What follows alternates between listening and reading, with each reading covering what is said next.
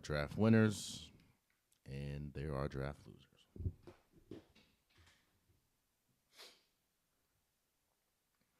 I want to put something into perspective. I am all for being in control of your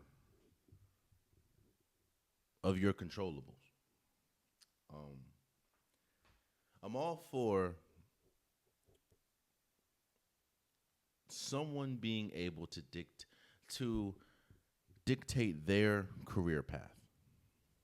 I mean, hopefully, people are able to do that in other spaces, in the workforce.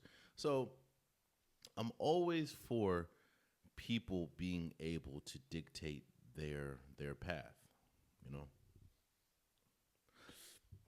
And I also want to give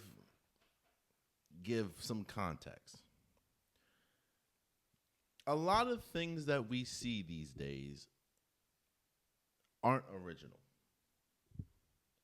What I mean by that is a lot of things that these kids and these people are doing has been done before. That doesn't necessarily mean it's right, but I don't want people to think that what Ace Bailey essentially did and is doing is new. Dominique Wilkins did the same exact thing. There have been many players that has refused their services for a team or threatened to refuse their services, might I add, to a team. Eli Manning did it. I think John Elway or one of them two did it. What Ace Bailey essentially did, and I'm not saying it's just Ace Bailey. I'm going to say Ace Bailey and his team. Because every report you're saying usually says Ace Bailey and his team or Ace Bailey's team. So I don't think that Ace Bailey is the sole manufacturer of these ideas and decisions. But when you go into the draft process and refuse to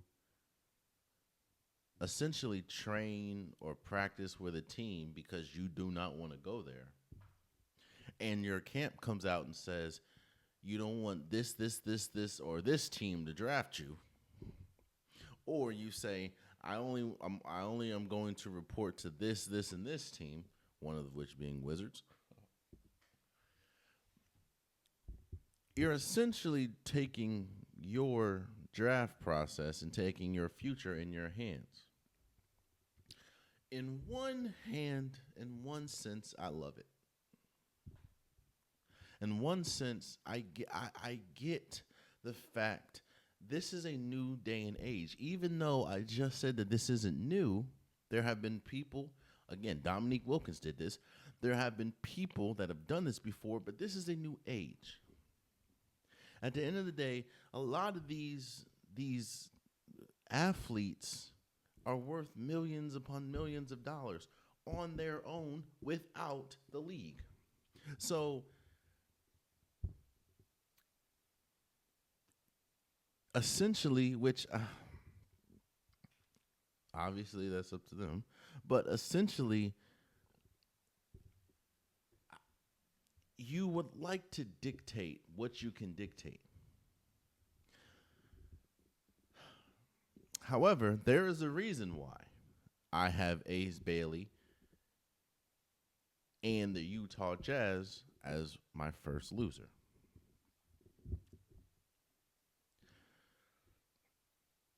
One thing that is said religiously is there are no actions without consequences.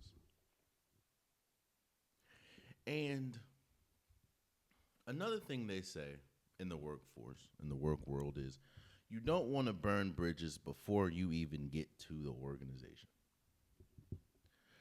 And when you make the decision, or your team makes the decision to go the route that Ace Bailey went, essentially telling people that you refuse to go to these like you refuse to work out with teams, which is essentially saying, I don't want to be here.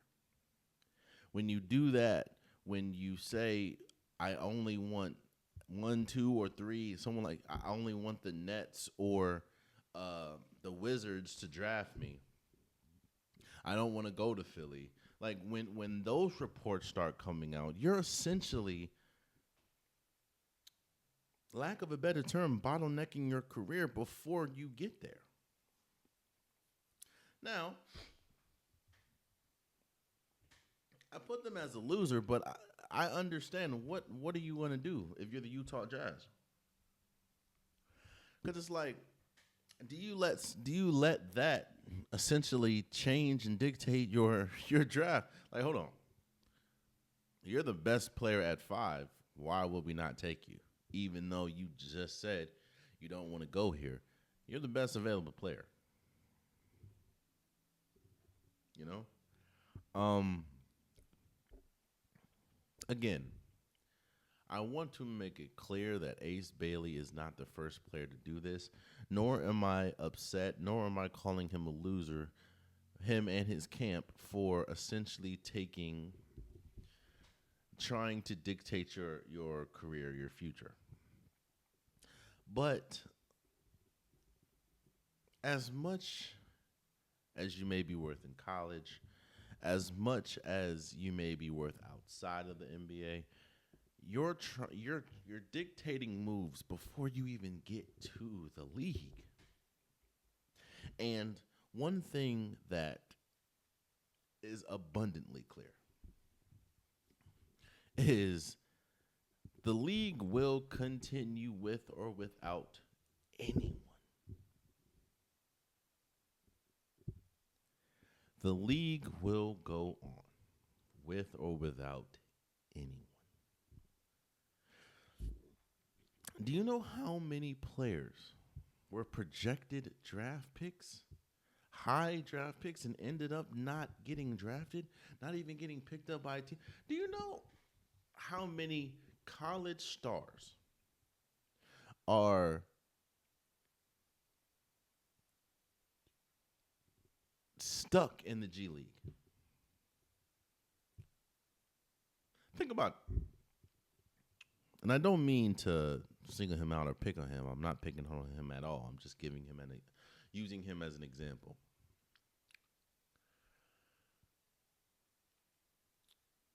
Armando Bacot was a star, player of the year, or ACC player of the year. I think has the most double-doubles in North Carolina history. I think most rebounds in North Carolina history. He was one of the best college players of his time. The man can't get, and he's excelling, might add. He's excelling in the G League. Can't get on the roster to save his life. Not saying he's trash, but what I'm saying is this: Ace Bailey and his team. I know how good.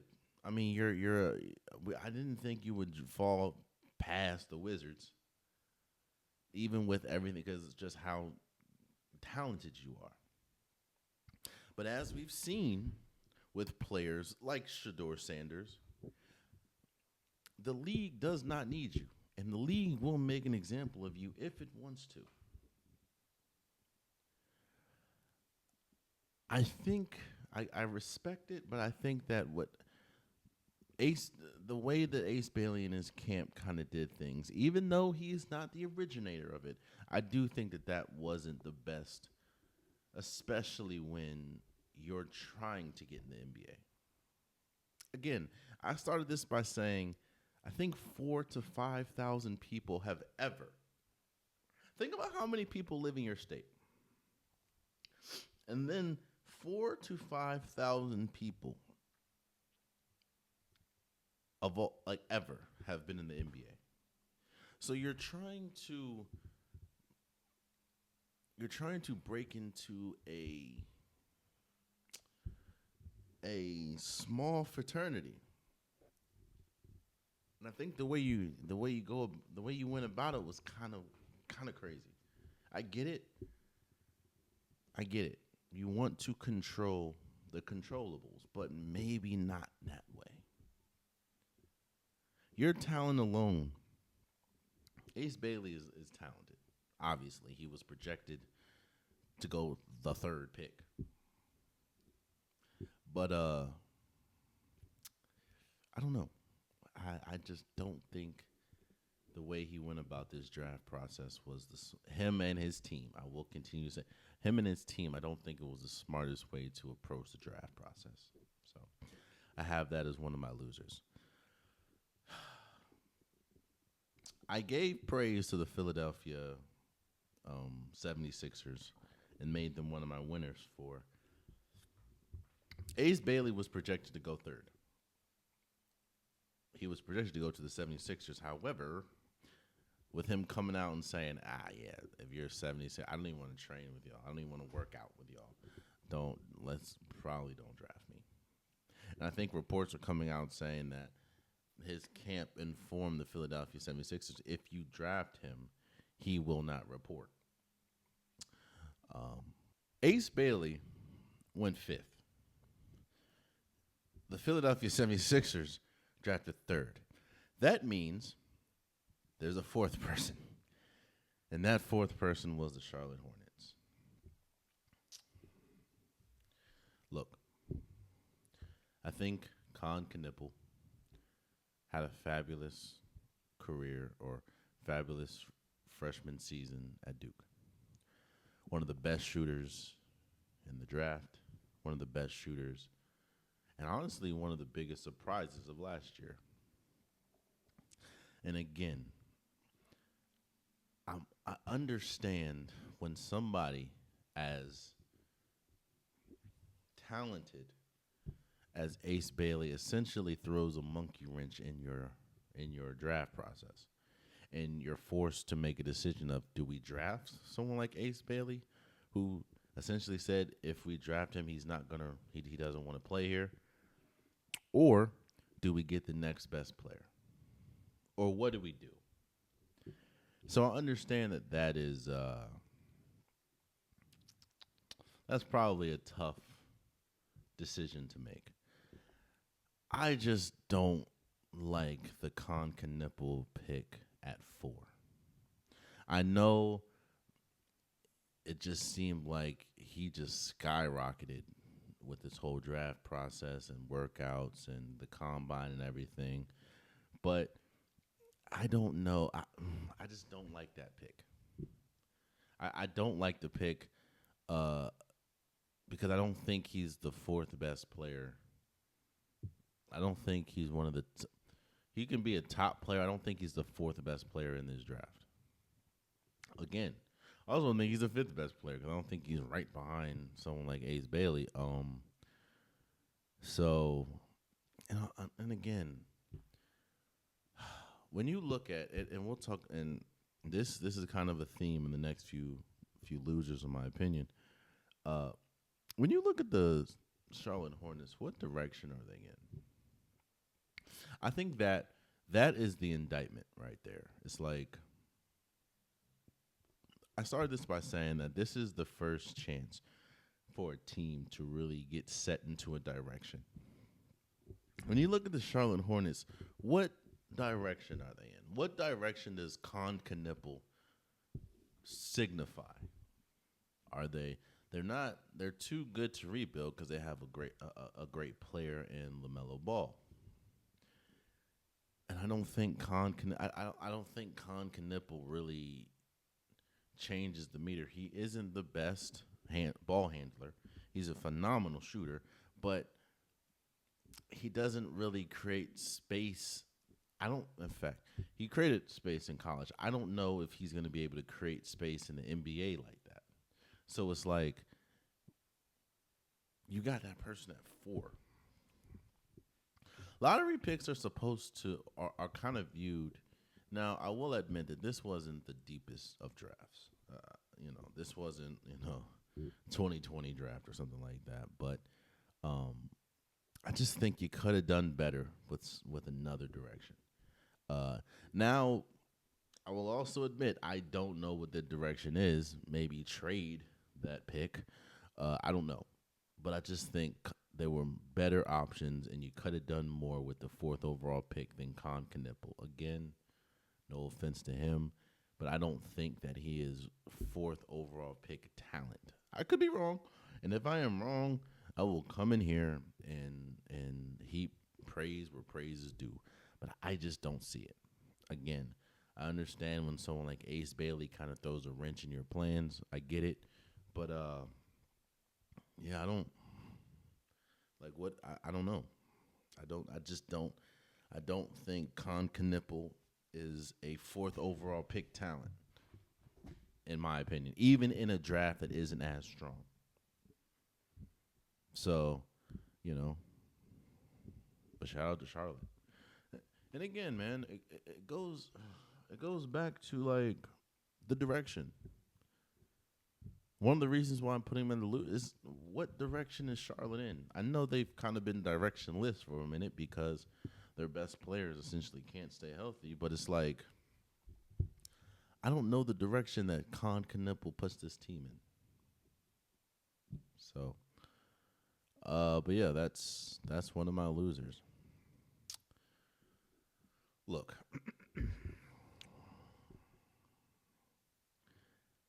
I think, in fact, I'm gonna save them. I know I kind of spoiled one of them and said that the Suns are in my winners and they're also in my losers. And honestly, the draft isn't why I have them in the loser because uh, I think the draft pick was phenomenal. It was in the same draft while the draft is going on. You see, a trade has been made, and the Phoenix Suns acquire Mark Williams from the Charlotte Hornets. For people that may be wondering, yes, the same Mark Williams that plays center. Yes, the same Mark Williams that got traded to the LA Lakers, but then the trade didn't go through because that's the same Mark Williams that did not pass his physical for whatever reason. Now, is he healthier? Yeah, cool. But you literally just drafted a player that plays the same, damn near has the same exact body type, plays the same way. Maybe not as gifted offensively, but plays essentially the same way as Mark Williams in Gaiman Malik. Look, I understand, and this really shows how you can go from great to not in a span of minutes slash hours. Like you went from a team that looked like I see the direction you're going in. I know you just traded, you know, Kevin Durant. You still have Jalen Green. We don't know if he's going to get rerouted, but you still have Jalen Green. You still have Dylan Brooks. Okay. You still have Devin Booker. You still have Bradley Beal. You seemingly can't get off of Bradley Beal because of that no trade clause. I kind of see the direction that you're going in, getting Cayman Malik. It's like, okay. But then you give up draft picks to trade for essentially the same player.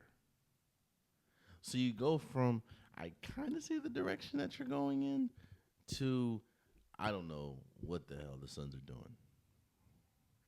So did I kind of cheat? Because, again, that's not in the draft. Yes. But this happened during the draft, and it's just like, bro, what are you doing? What are you doing? It didn't make much sense, if you ask me, like at all. But, yeah, that to me, that's a loser because it goes back. What direction are you in? You know, like what is your direction? And I, for the life of me, cannot. I don't know. Boy, okay, okay. Walk with me here. When you have one, two, um, three, four. When you have five, four or five, I think it's five. When you have five draft picks, in fact, when you have five draft picks in a draft, I think four of which being first round picks, usually you find a way to package those picks and you can essentially try to get a star because that's four first round picks. Like, it's very rare that you have four first round picks and you use all four first round picks. That's one. That's a rarity. It's also rare that you have one, two, three, four. You have five picks overall, and you essentially miss on all five. That is what the Brooklyn Nets did in the draft. They had the 8th pick, 19th pick, 22nd pick, 26th pick, and 27th. And they found a way to not only not package those picks up and get a better player or potentially get a star, they drafted every single one of those picks in the first round. I'm sorry. In the first round, they had 1, 2, 3, 4, 5. 5 first round picks. And they missed every single one of them. Igor Demon, Nolan, whatever, Tarior. I'm sorry. That's another thing. They essentially drafted 4 guards and a big man. A forward. I'm sorry. 4 guards. You know how people were killing the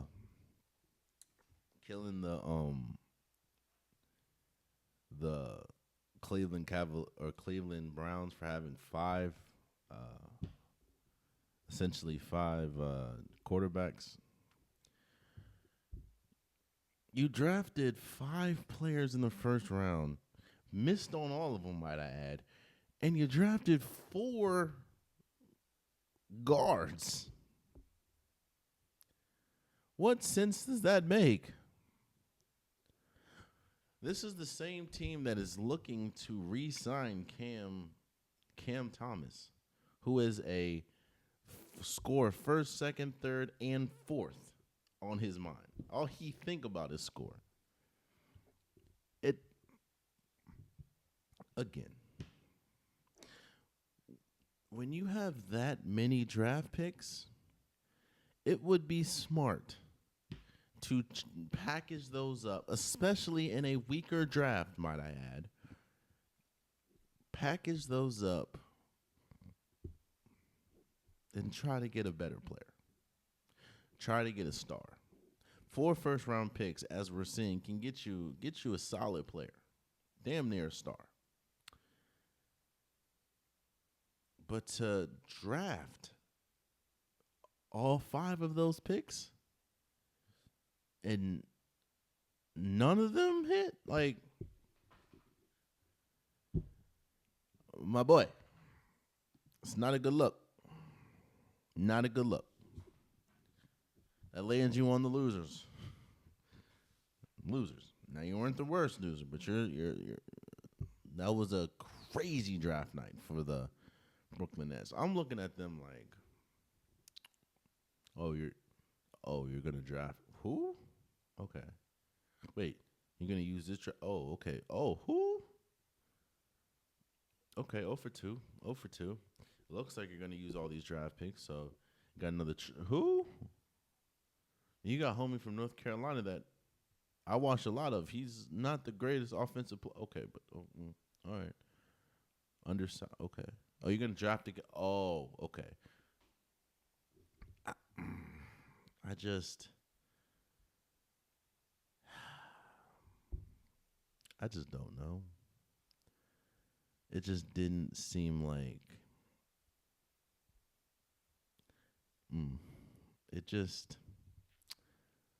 It just didn't seem like they had a real grasp on the draft. Which brings me to my worst loser of the night. Now, I have to preface this by saying the draft pick itself wasn't why they're landing on the loser spot. I actually really like Derek Queen out of Maryland. Shocker. A Maryland guy likes Maryland. But Derek Queen was one of the best centers, especially when we talk about scoring centers in the draft. He was one of the better players in the draft. Drafting Derek Queen is not what essentially landed the New Orleans Pelicans on this list of losers. And in my opinion, far and beyond number one. But when you trade a first round unprotected 2026 pick to essentially move up 10 spots to get Derek Queen, that's where you lose me. Again, I think Derek Queen is phenomenal. I'm not upset with the draft pick. But if we're being completely honest, Derek Queen is not worth trading an essential first-round pick, unprotected, next year. Now, I also want to add a couple contexts to this. The New Orleans Pelicans star is Zion Williamson. Phenomenal player when he is available. The issue with Zion Williamson is he has not been available more times in his career than he has been available due to injury. Your starting backcourt is looking like it's going to be Jordan Poole and DeJounte Murray. DeJounte Murray is coming off of an injury, a season ending. I think it was an Achilles tear or ACL tear, one of them two. If I'm not mistaken, it was an ACL tear.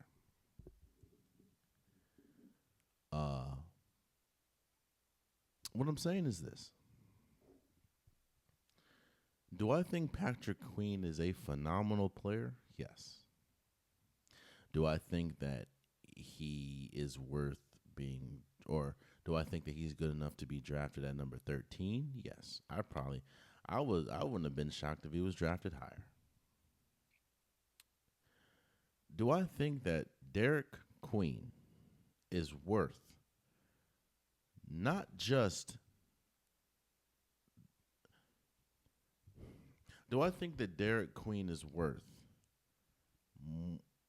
trading a first round pick next year for a team that is their best players has a extensive injury history, and they also, might I add, play in the Western Conference?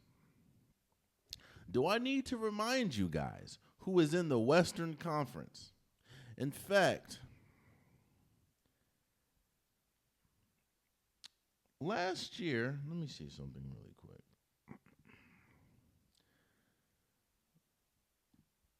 The Pelicans finished 21-61.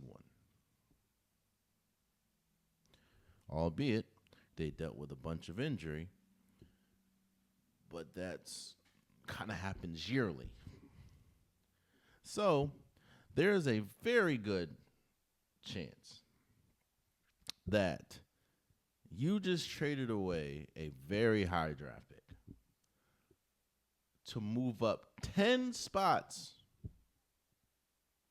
10. It ain't like you moved from 23 to 5, 23 to 4.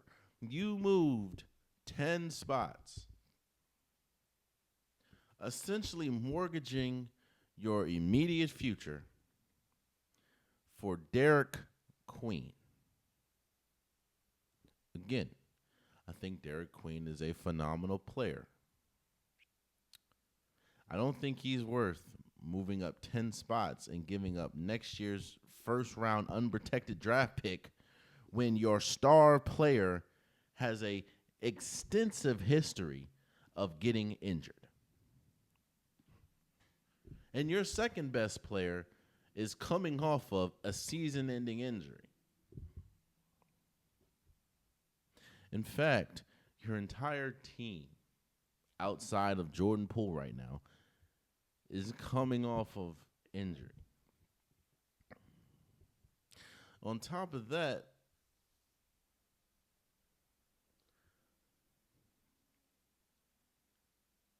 if everyone's healthy, how is Patrick Queen going to play? Because he's not the best defender. And I'll say, hold on, bro. Hold on. Let me look at this roster really quick, just to make sure I'm not tripping.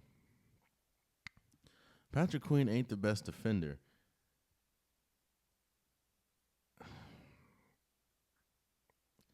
The man ain't like.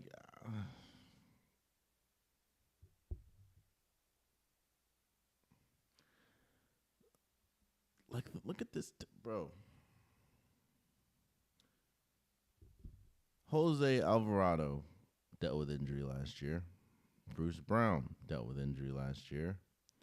Jordan Hawkins dealt with injury last year. Trey Murphy III dealt with injury. DeJounte Murray lost the season, dealt with injury. Alfred Payton dealt with injury. And obviously Zion Williamson. So it's like, on top of that, the man is 6'10", bro.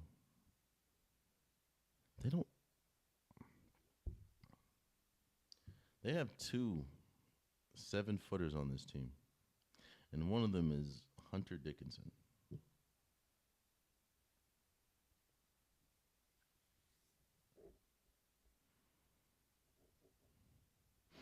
The more and more I look at this, again, it sounds harsh, and I like Derek Queen. I love Derek Queen. I don't think Derek Queen is worth giving up or being this year's draft pick and essentially giving up next year's first round, especially on a team that seems to religiously get dealt the injury bug. Your best 2 players constantly. Herb Jones. Forgot about him. Herb Jones lost most of the season due to injury. Like, come on, man. I don't know, bro. It don't make much sense to me, but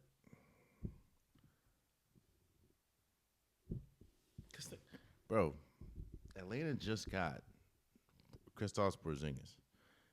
They have a really good opportunity to be really good this year, especially with the East being wide open with the injuries.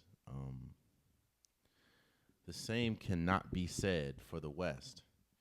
You got Golden State coming back. You got, obviously, Oklahoma City Thunder. They just won the championship. You got the Rockets. You got the Spurs. You got the Nuggets. What? You got the Lakers.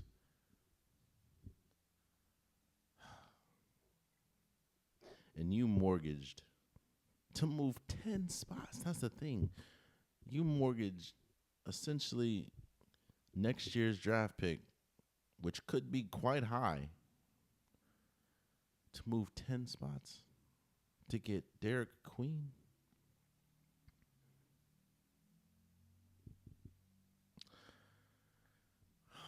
Those are my losers. Oh man, you stayed to the end of the video. I appreciate you. If you like what you saw, be sure to hit that subscribe button so you'll never miss any content from your boy. You can also go back and watch past episodes, past clips, and don't forget that the Unpopular Podcast new episodes drop every Wednesday and Saturday. Appreciate you.